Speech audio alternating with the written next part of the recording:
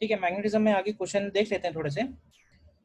एक तो ये पहला वाला देखो 2.231, इसमें करंट का वैल्यू दिया हुआ है 5 एम्पियर और कर्व पार्ट का रेडियस दिया हुआ है और एक फ्लैट पार्ट भी दिया हुआ है, यानी कर्व पार्ट और फ्लैट पार्ट का ये कॉम्बिनेशन हो गया है। तो देखो फ्लैट पार्ट के लिए हम लोग क्या करेंगे, तो फ्लैट पार्ट के लिए उसके ऊपर परपेंडिकुलर ड्रॉप करोगे, तो वो जो परपेंडिकुलर आएगा उसका लेंथ अगर निकालो तुम, तो उसका लेंथ जो d बनेगा वो d की वैल्यू r cos फाई हो जाएगी और 2 फाई 90 है, यानी कि ये r बाई √2 होगा और इसके लिए दोनों तरफ के एंगल भी 45 हो जाएंगे। तो इसके लिए अगर हम मैग्नेटिक फील्ड लिखें तो इसका मैग्नेटिक फील्ड जो है सर्कुलर पार्ट और स्ट्रेट पार्ट,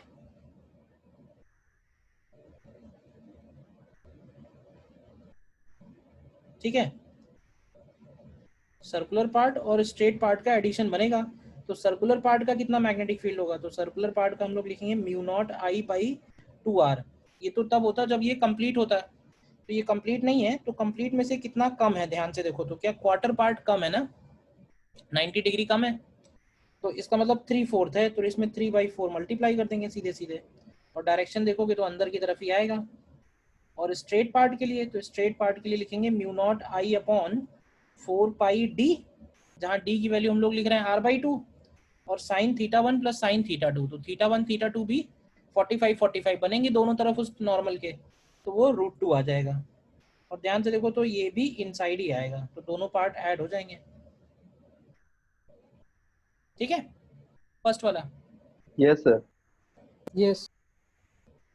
नेक्स्ट देखो इनमें क्या हुआ, इसमें अगर निकालना है मैग्नेटिक इंडक्शन, हमें निकालना है ओ पॉइंट पे। मैग्नेटिक इंडक्शन मैग्नेटिक फील्ड एक ही मतलब है, ठीक है। तो देखो ओ पॉइंट पे अगर निकालना है तो एक बात तो सबसे पहले ये देखो कि ये जो स्ट्रेट पार्ट है इनका ओ पॉइंट पे मैग्नेटिक फील्ड 0 होगा।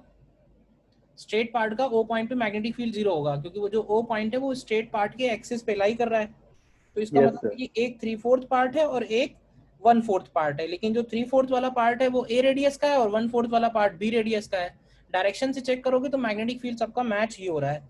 तो इसका हम लोग डायरेक्ट लिख सकते हैं, देखो mu not I upon 2a, ये तो हो गया कंप्लीट का, तो इसमें मल्टीप्लाई करेंगे 3/4 का और दूसरा होगा म्यू नॉट आई बाई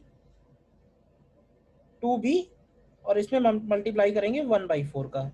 तो ये पहले वाले पार्ट का आंसर हो जाएगा। डायरेक्शन किधर आएगा तो इनवर्ड होगा। तो मगर एंगल फाई के बारे में तो सर बताया नहीं गया ना। एंगल नहीं दिया। अच्छा एंगल फाई है, तो फाई की टर्म्स में कर लो, मुझे वो 90 करके मैंने कर दिया है। फाई की टर्म्स में अगर लिखेंगे, चलो लिखा रहने दो, व्हेन फाई इज 90, ठीक है ना। तो अगर हम फाई को फाई ले लें तो ये वैल्यू हो जाएगी mu not I by 2a, complete का हो गया। तो इस कंप्लीट में हमें फाई कम कर देना है, तो इसको क्या करेंगे 2π माइनस फाई अपॉन 2π करेंगे और जो दूसरा वाला पार्ट है mu not I by 2b, इसमें हम लोग फाई अपॉन 2π करेंगे, ये है। लेकिन ध्यान रखेंगे कि फाई को हम लोग रेडियन में रखेंगे, बस ये है, यस क्योंकि सर। 2π में से सब्ट्रैक्ट कर रहे हैं ना, बस। ये हो गया पार्ट ए के लिए, B at point O. Clear है, बताओ सभी को, कुछ डाउट है तो। नो सर, हो गया। ठीक है, इसमें देखो इसमें भी ये जो स्ट्रेट वाले पार्ट हैं इनका 0 हो जाएगा क्योंकि वो स्ट्रेट वाले पार्ट ओ से पास हो रहे हैं, ठीक है। बाकी दोनों जो स्ट्रेट पार्ट हैं तो इनका देखते हैं। तो देखो अगर हम ओ पॉइंट पे लिखेंगे तो सर्कुलर वाला पार्ट अगर तुम देखो तो सर्कुलर वाला पार्ट 3/4 है, तो 3/4 की वजह से बनेगा mu not I by 2a, complete का हो गया और इंटू 3/4 कर दो। और स्ट्रेट पार्ट ध्यान से देखोगे तो स्ट्रेट पार्ट के लिए परपेंडिकुलर डिस्टेंस b बनेगा और एंगल अगर लिखेंगे तो एक एंगल 0 है, एक एंगल ध्यान से देखो तो 0 है और एक एंगल 45, दोनों के लिए ही, दोनों के लिए एक एंगल 0 है, एक एंगल 45 है। तो परपेंडिकुलर डिस्टेंस है b, तो ये आएगा mu not I by 4πb और साइन 0 प्लस साइन 45, तो यानी 1/√2 बचेगा और दोनों का ही यही है तो इंटू 2 कर देंगे और दोनों का ऐड ही हो रहा है, ध्यान से देखो तो डायरेक्शन इनवर्ड आएगा। चेक कर लो यस आंसर, ये सर। निकाला यस तुमने। सर। Yes sir.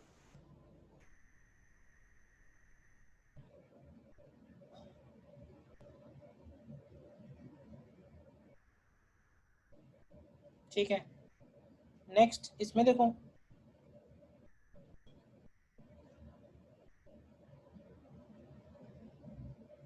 अब इसमें अगर हमको आई कैप जे कैप के कैप के फॉर्म में अगर सपोज निकालना है, तो मैं एक काम ये करता हूँ, ये वाला पार्ट जो है इसको बोल देता हूँ वायर 1, ये हो गई कॉइल 2, और ये हो गया वायर 3। थोड़ा डायरेक्शन में ही ध्यान रखना है। तो देखो अगर हम B1 निकालें, यानी वायर 1 की वजह से O पॉइंट पे, तो ध्यान से देखो वायर 1 में अगर हम thumb in the direction of wire 1 current रखेंगे और O पॉइंट से फिंगर्स को पास करेंगे, तो फिंगर्स किधर की तरफ बता रही हैं, क्या डाउनवर्ड बता रही है, माइनस के कैप। और वो सेमी इनफाइनाइट वायर है, तो सेमी इनफाइनाइट का क्या लिखेंगे, mu not I by 4 pi R. क्यों भाई, semi infinite mu naught not I by 4 pi R, और नेगेटिव के कैप में जा रहा है। ये हो गया वायर 1 का। इसी तरह से कॉइल 2 का अगर लिखें, तो कॉइल 2 में करंट देखो कैसे जा रही है, कॉइल 2 की करंट जो है वो वाई जेड प्लेन में है, यानी जो मैग्नेटिक फील्ड होगा वो माइनस एक्स में जाएगा। क्लॉकवाइज करंट है वाई जेड प्लेन में, तो सेंटर पे जो मैग्नेटिक फील्ड होगा वो इनवर्ट जाएगा, इनवर्ट यानी कि माइनस आई कैप। तो उसको हम लोग लिखेंगे mu not I by 4 R और माइनस आई कैप।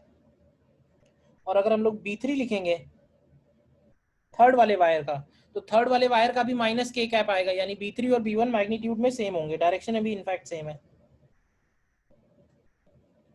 तो इन तीनों को ऐड कर देंगे तो हमें ए पार्ट वाला मिल जाएगा। बताओ।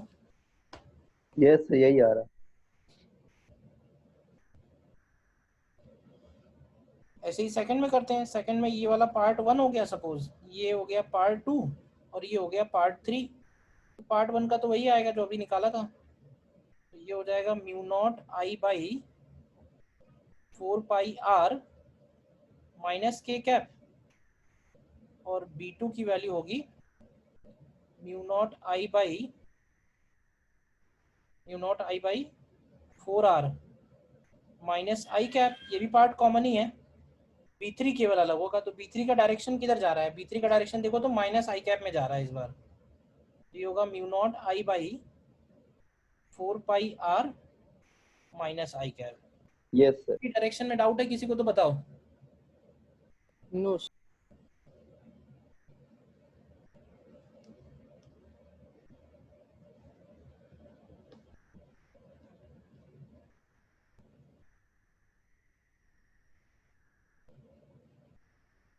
ठीक है, तो ये तो वैसे ही क्वेश्चन हो गया तो रिपीट। सेम था। हाँ ठीक है, छोड़ो।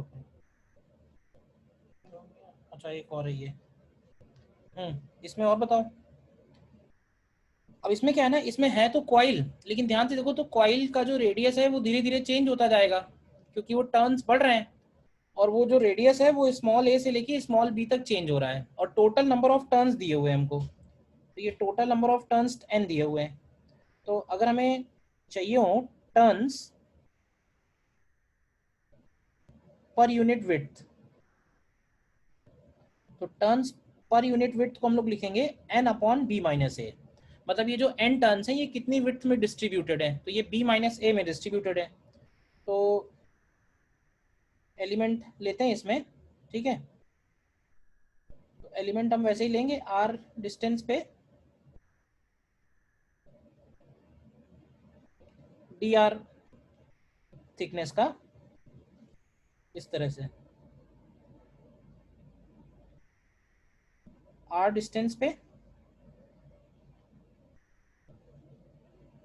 dr थिकनेस का एक एलिमेंट लेंगे, और ये जो एलिमेंट होगा ये एक रिंग निकल के आएगी, ठीक है।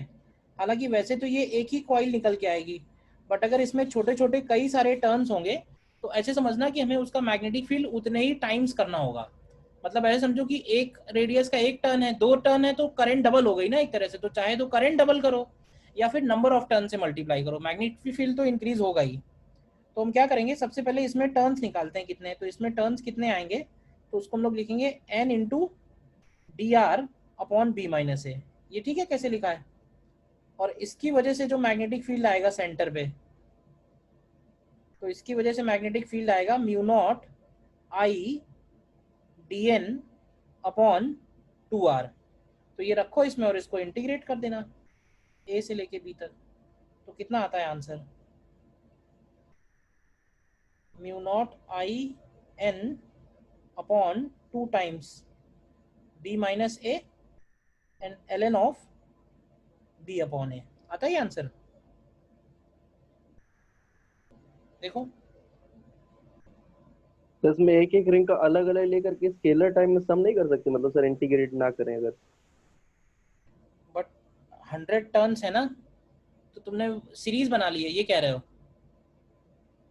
यस सर, वो सीरीज ही का तो सम नहीं आ रहा है। सर वो एचपी बन रही है। यस सर, एचपी के सम की सीरीज बन रही है। सीरीज नहीं, 100 है ना टर्म्स, उतना जरूरत नहीं पड़ेगी, हम तो इंटीग्रेट कर देते हैं इसी तरह से।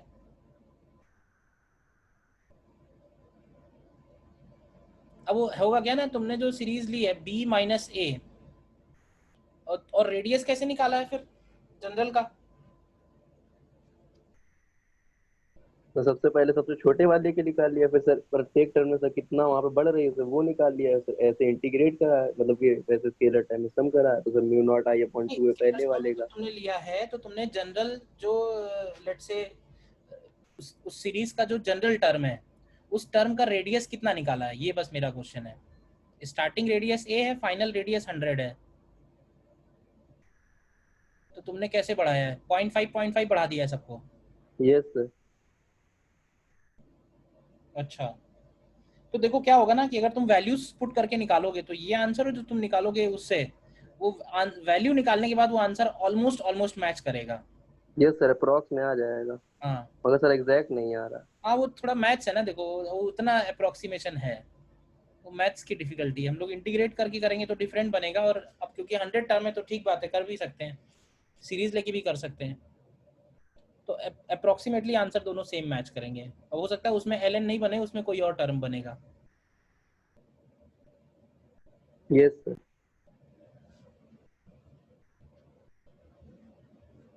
ठीक है,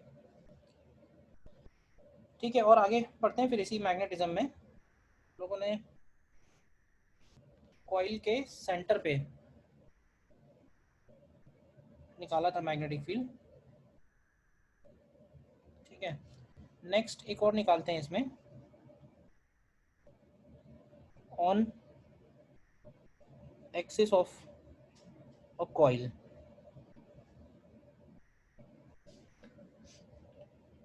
देखना जरा ध्यान से, इसका थोड़ा प्रूफ एक बार में थोड़ा समझ में जल्दी नहीं आता है।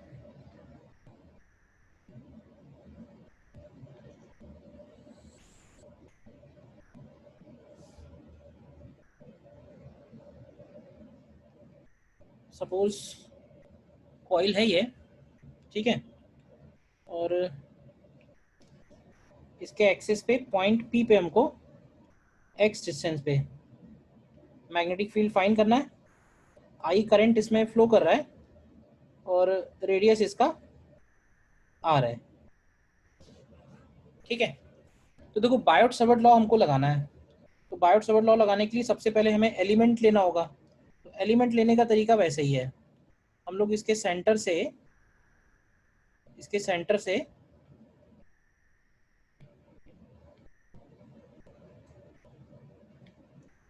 थीटा एंगल पे डी थीटा सबटेंड करने वाला ये एक स्मॉल एलिमेंट ले रहे हैं, और इस स्मॉल एलिमेंट को हम लोग बोल रहे हैं डीएल।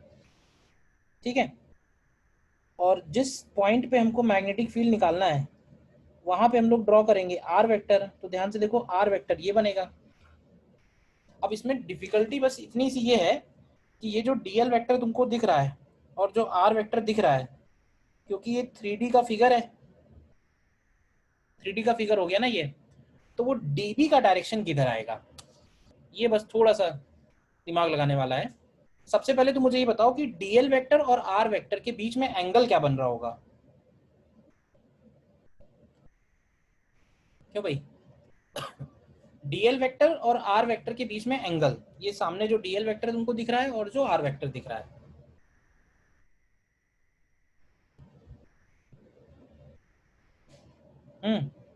बताओ सोच के, इन दोनों के बीच में एंगल क्या बन रहा है? सर 90 तो नहीं बन रहा? 90 बनेगा। कैसे बनेगा 90? अगर तुम एक इसको कोन की तरह विजुलाइज करो, ठीक है, तो ऐसे समझो कि कोन के बेस पे हम एक पॉइंट ले रहे हैं, उस पॉइंट पे जो डीएल है वो टेंजेंट की डायरेक्शन है, उस पॉइंट पे जो डीएल है वो टेंजेंशियल डायरेक्शन में है कोन के बेस के, और ये जो आर वेक्टर है ये उस पॉइंट से कोन के एपेक्स को ज्वाइन करने वाली लाइन है। तो कोन का जो बेस है, बेस के टेंजेंट और उसी पॉइंट पे एपेक्स को ज्वाइन करने वाली लाइन, इनके बीच में एंगल हमेशा 90 होगा। ऑल्दो ये थोड़ा टिल्टेड होगा, इस तरह से टिल्टेड रहेगा, बट वो एंगल 90 रहेगा। और उस कोन के बेस पे किसी भी पॉइंट पे तुम ये बात चेक कर सकते हो। तो पहली बात जो इसमें से निकल के आने वाली वो यही है कि एंगल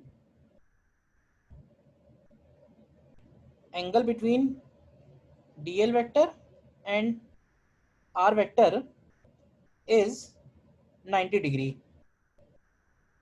इसमें कोई कंफ्यूजन है? अब थोड़ा विजुलाइज करो डीबी वेक्टर किधर होगा। डीबी वेक्टर का जो डायरेक्शन है वो डीएल क्रॉस आर की डायरेक्शन में है। अब थोड़ा विजुलाइज करो कि हम लोग डीएल वेक्टर के पास पहुंच जाते हैं और डीएल वेक्टर के पास पहुंच के थंब को रखते हैं in the direction of DL vector और फिंगर्स को घुमाते हैं और फिंगर्स को पास करते हैं पी पॉइंट से। तो जो डीबी वेक्टर का डायरेक्शन आएगा वो ये वाला डायरेक्शन आएगा डीबी वेक्टर का। मतलब अगर ये एंगल अल्फा है तो ये वाला एंगल अल्फा होगा। अब ये बात थोड़ी एक बार में हो सकता है समझ में ना आए, थोड़ा टाइम लगे समझने में कि ये डीबी वेक्टर का डायरेक्शन इधर कैसे आया है। Actually DL vector R vector perpendicular आ गया इस केस में, और डीबी वेक्टर ऑलरेडी डीएल और आर के परपेंडिकुलर है। तो ये विजुलाइज करो कि डीएल वेक्टर, आर वेक्टर और DB vector, these three vectors are mutually perpendicular. ये तीनों ही म्यूचुअली परपेंडिकुलर होंगे। और जैसे जैसे वो डीएल वेक्टर को हम लोग चेंज करते जाएंगे तो डीबी वेक्टर का भी डायरेक्शन चेंज होता जाएगा। तो डीबी वेक्टर एक कोन के फॉर्म में एग्जिस्ट करेगा।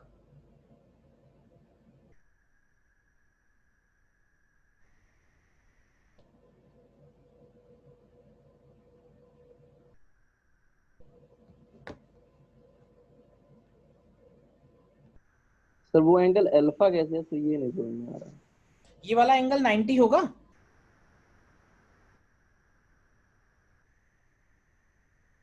डीबी वेक्टर आर वेक्टर के परपेंडिकुलर होगा ना। ये सर समझिए।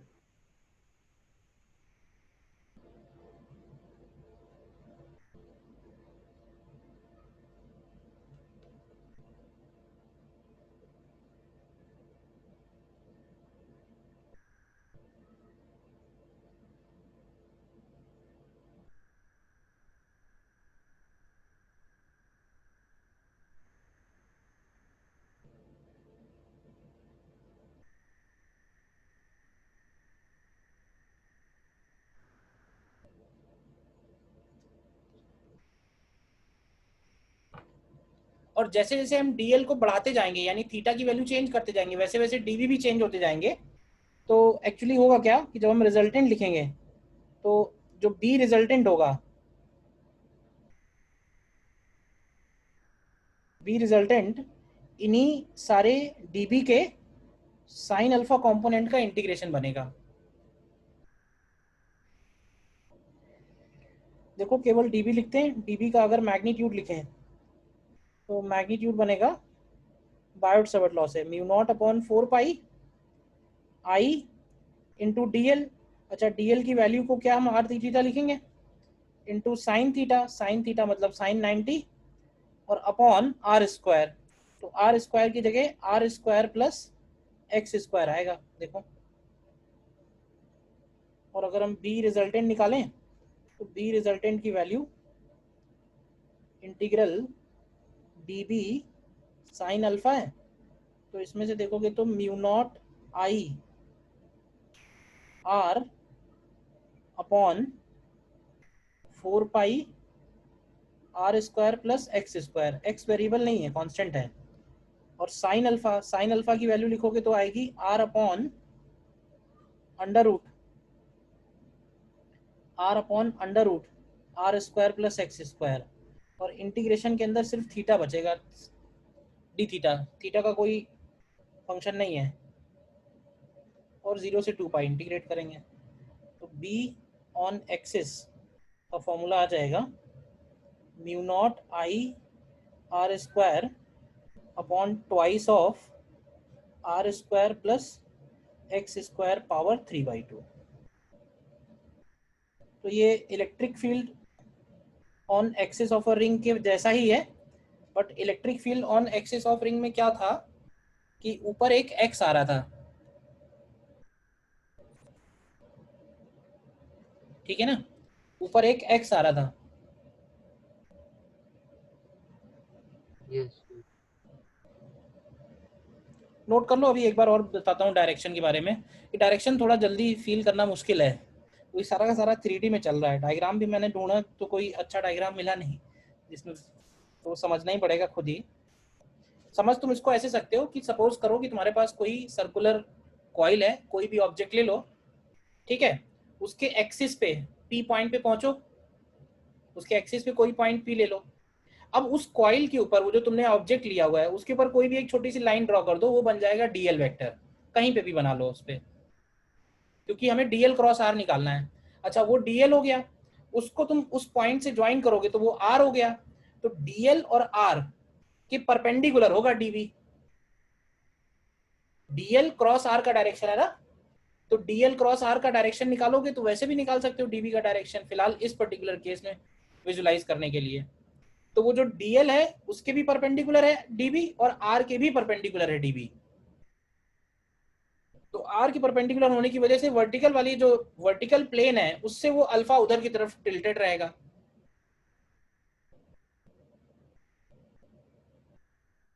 यस इलेक्ट्रिक फील्ड में जो फॉर्मूला आया था इलेक्ट्रिक फील्ड का, उससे ये थोड़ा सा अलग ऐसे है कि वहां इलेक्ट्रिक फील्ड में याद करो तो ऊपर एक्स आया था, ऊपर एक्स आया था, नीचे तो यही फंक्शन था R square plus X square power 3/2।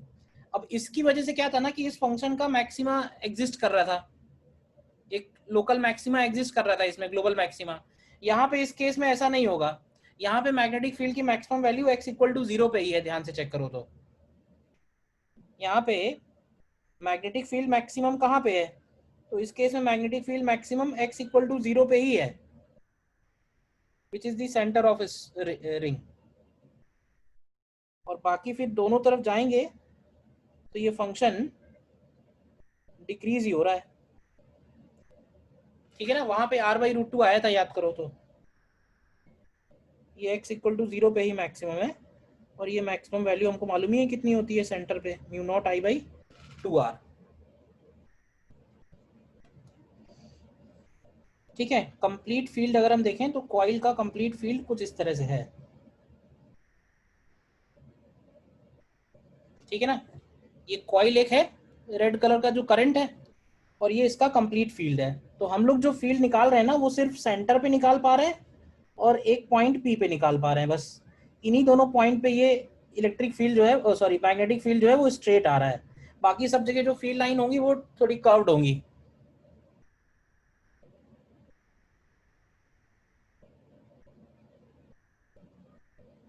ठीक है ना। तो इसको ऐसे भी बोलते हैं कई बार कि अगर कोई ऑब्जर्वर इधर से देख रहा है इसको, तो इसको ऐसा लगेगा कि फील्ड लाइंस अंदर जा रही हैं, क्यों भाई, यस फील्ड लाइन अंदर जा रही हैं, और फील्ड लाइन अंदर जाएंगी तो इसको अपीयर होगा कि इधर वाला जो पोल है वो कौन सा पोल है, साउथ पोल। मतलब अगर हम इसको मैग्नेट से कंपेयर करें तो ये साउथ पोल है, और अगर इधर से देखेंगे, ठीक है ना, तो फील्ड लाइन बाहर की तरफ आ रही है, तो बाहर की तरफ आ रही है तो ये कौन सा पोल बनेगा, तो ये हो जाएगा नॉर्थ पोल।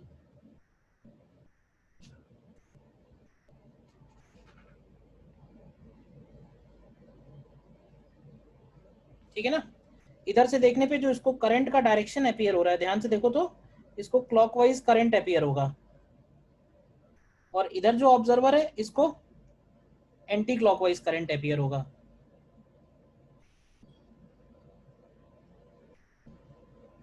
देखो, क्लॉकवाइज करंट और एंटी क्लॉकवाइज करंट।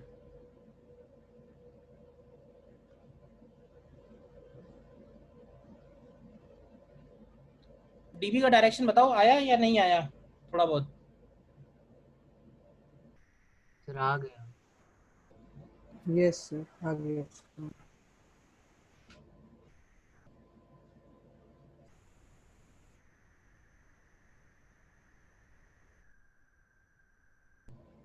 डायरेक्शन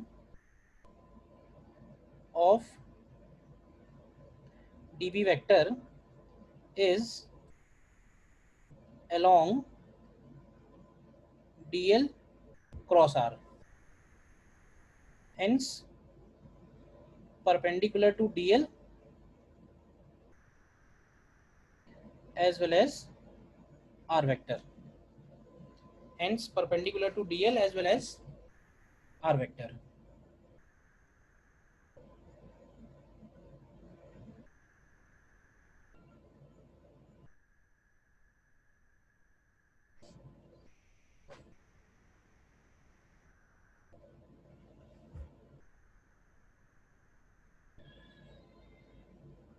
ठीक है,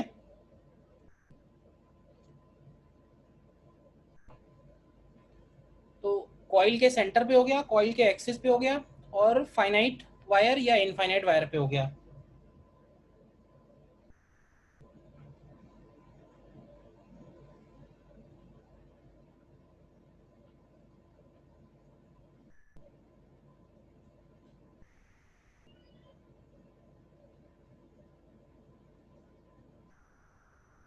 ठीक है, एक और इसमें निकालते हैं।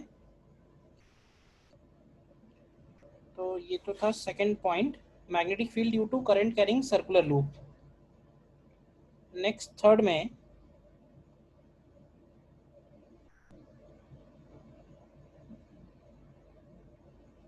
Magnetic field due to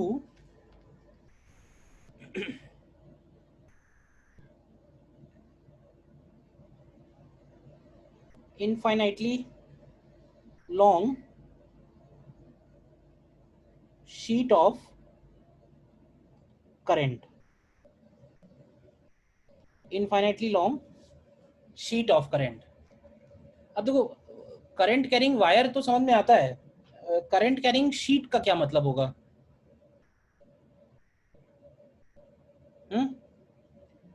current carrying wire तो समझ में आता है इजली, करंट कैरिंग शीट का क्या मतलब होगा? पूरी सरफेस पे करंट ट्रैवल करती है। तो हाँ, पूरे सरफेस पे करंट है, या इसको ऐसे सपोज कर सकते हो कि अगर हम लोग कई सारे इनफाइनाइट वायर्स को एक ही प्लेन में रख दें, जैसे इस कॉपी में ये जो लाइंस बनी हुई है ना, ये जो लाइंस बनी हुई हैं, सपोज कर लो कि ये करंट है, तो ये जो कॉपी का प्लेन हो गया, ये एक तरह से शीट ऑफ करंट हो गया।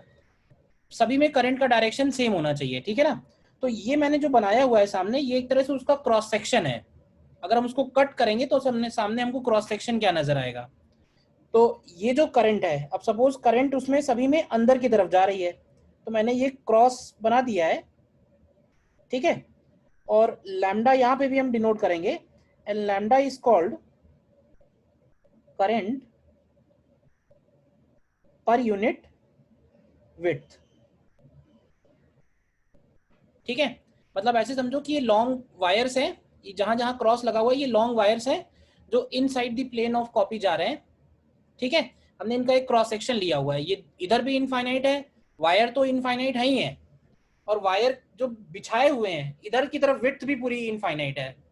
अब विड्थ इनफाइनाइट भी हो सकती है, फाइनाइट भी हो सकती है, दोनों निकाल सकते हैं। फिलहाल हमने इनफाइनाइट लेके निकाल दिया है, तो थीटा 1 थीटा 2 में भी निकाल सकते हैं।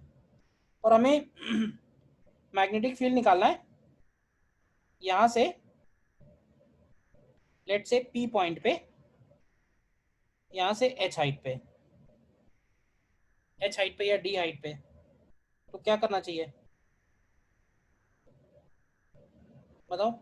तो देखो, वायर का फील्ड हमको मालूम है क्या होता है, तो हम यहाँ से उसी तरह से चलेंगे कि लेट से इधर से x डिस्टेंस पे अगर हम लोग dx विड्थ का एक एलिमेंट लें, देखो ध्यान से, ठीक है? और ये जो एलिमेंट है वो लेट से इधर थीटा और डी थीटा बना रहा है। तो ये बताओ कि ये जो एलिमेंट है ये क्या निकल के आएगा? ये एकदम लॉन्ग एलिमेंट निकल के आया है, तो क्या ये एक वायर है? पूरा वायर निकल के आया, बोलो। और इस वायर में Yes. करंट अंदर की तरफ जा रही है, कितना करंट है इस वायर के अंदर? तो इस वायर में करंट होगा lambda into D x, lambda into D x का करंट इनवर्ट जा रहा है। तो इस वायर का जो मैग्नेटिक फील्ड होगा P पॉइंट पे, वो किधर होगा? बताओ, इस वायर का जो मैग्नेटिक फील्ड होगा पी पॉइंट पे वो किधर होगा?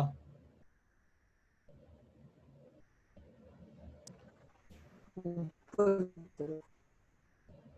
ये जैसे ये वायर है, ठीक है, ये वायर है और ये है पी पॉइंट,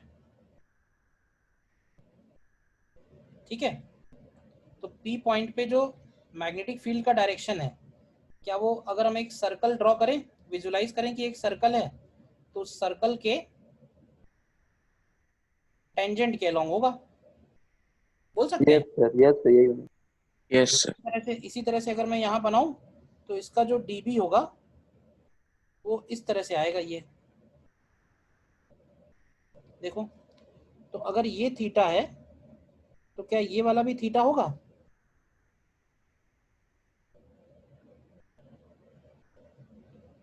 यस सर। ठीक है। अब ध्यान से समझना, मैंने एक एलिमेंट यहाँ पे लिया और उसकी वजह से dB इधर आ रहा है, लाइन ज्वाइनिंग के परपेंडिकुलर। अब सपोज करो कि एक एलिमेंट हम इतनी ही डिस्टेंस पे इधर ले लें, एक एलिमेंट हम इतनी ही डिस्टेंस पे इधर ले लें, सेम डिस्टेंस पे, तो उसको अगर हम P से ज्वाइन करेंगे तो क्या उसका dB इधर की तरफ आएगा, नीचे की तरफ? मतलब वो जो dB है वो ऊपर थीटा बना रहा है। इधर अगर हम एलिमेंट लेंगे वायर di, तो उसकी वजह से dB इधर की तरफ नीचे आएगा, क्योंकि वो इधर से 90 डिग्री पे होगा।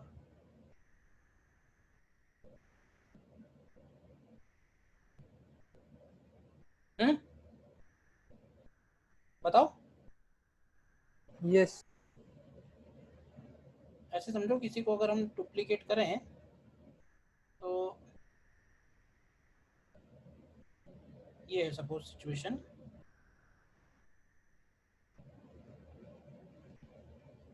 ठीक है।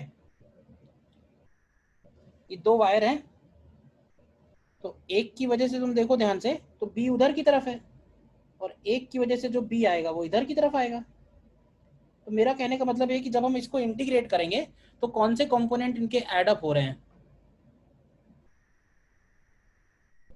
तो इनके बी कॉस थीटा कंपोनेंट जो हैं वो ऐड अप हो रहे हैं, बस ये है। मतलब जब रिजल्टेंट आएगा तो resultant magnetic field integral dB cos theta बनेगा। अब dB लिख दो, कितना आएगा, तो dB की वैल्यू बनेगी mu not I upon 2r, r ये वाला डिस्टेंस हो जाएगा। अब यहाँ पे तुम देखोगे तो x को लिखेंगे हम लोग h tan थीटा, तो dx की वैल्यू हो जाएगी h sec square theta d theta, और r की वैल्यू हो जाएगी h sec थीटा। तो रखो ये सब, तो यहाँ से b resultant is integration of dB cos theta, तो ये आएगा integration of mu naught into D का मतलब है lambda h sec square theta d theta, और अपॉन 2r, और r की जगह है h sec स्क्वायर थीटा और cos theta.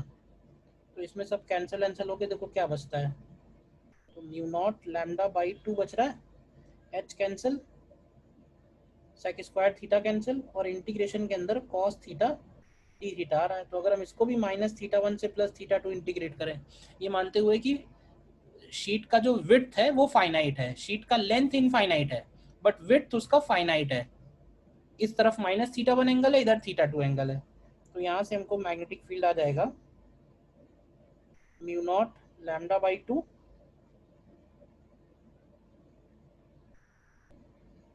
Mu naught lambda by 2 आ रहा है कि कुछ कैलकुलेशन में कहीं 2,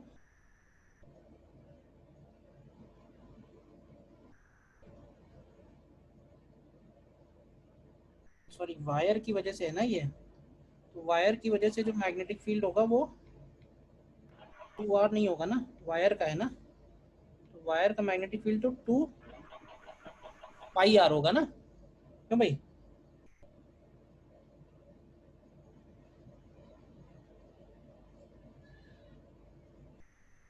बताओ देखो, थोड़ा कैलकुलेशन गड़बड़ हो गया है। तो यहाँ पे 2 पाई आएगा। एक और चीज़ गड़बड़ हुई, नीचे सेक स्क्वायर नहीं है, नीचे सेक थीटा ही होगा। तो एक्चुअली ये सब कैंसिल ही हो जाएगा, सिर्फ डी थीटा ही बचेगा। देखो एक बार ध्यान से, ठीक है। तो ये म्यू नॉट लैम्डा अपॉन 2 पाई थीटा 1 प्लस थीटा 2 आ जा रहा है, देखो। तो अगर हम इसमें इनफाइनाइट के लिए ज़्यादातर पॉपुलर है वैसे, for infinite sheet, infinite sheet के केस में थीटा 1 और थीटा 2 दोनों को हम पाई बाई 2 लेंगे। तो वहाँ से जो मैग्नेटिक फील्ड आ जाएगा वो आ जाएगा म्यू नॉट लैम्डा बाई 2। और ख़ास बात यही आ रही है कि ये एच पे डिपेंड नहीं कर रहा है। तो याद रखना इसलिए आसान है क्योंकि वहाँ भी हम लोगों ने जो इनफाइनाइट शीट का इलेक्ट्रिक फील्ड लिखा था, याद होगा तुम्हें, तो वो कितना निकला था, वो सिग्मा अपॉन 2 एप्सिलॉन नॉट आया था, वो भी एक्स पे डिपेंड नहीं कर रहा था। उसी तरह ये भी है।